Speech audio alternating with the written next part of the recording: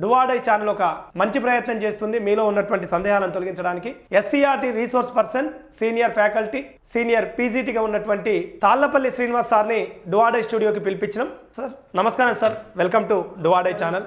So Karimnagar నుంచి మా studio దాకా రావడం చాలా సంతోషాన్ని ఇస్తుంది. సో ఈ Anjuman Ishaat e Taleem versus Maharashtra landmark judgement విషయంలో టీచర్లు ఖచ్చితంగా టెట్ రాయాల్సిందేనా? వాస్తవంగా సుప్రీంకోర్టు చాలా చారిత్రాత్మకమైనటువంటి ల్యాండ్ మార్క్ జడ్జిమెంట్ ఇచ్చింది.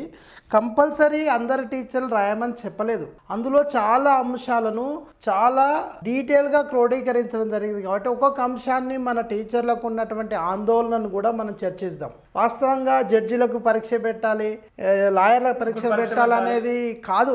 చట్టం ఏం చెప్తుంది, చట్టానికి లోబడి మాత్రమే కోర్టులు తీర్పిస్తాయి. భారత రాజ్యాంగం అనేది సుప్రీం, ఆ రాజ్యాంగానికి లోబడి చట్టాలు తయారు చేస్తాం. ఆ చట్టాలను అమలు చేయాల్సిన బాధ్యత ప్రభుత్వ యంత్రాంగం. ఆ ప్రభుత్వ యంత్రాంగం చట్టాన్ని అమలు చేయనప్పుడు సుప్రీంకోర్టులలో కానీ హైకోర్టులో కానీ మనం ఎవరైతే పిటిషనర్స్ కేసెస్ వేస్తారో దానికి అనుగుణంగా దాన్ని బేస్ చేసుకొని కోర్టులు జడ్జిమెంట్ ఇస్తాయి.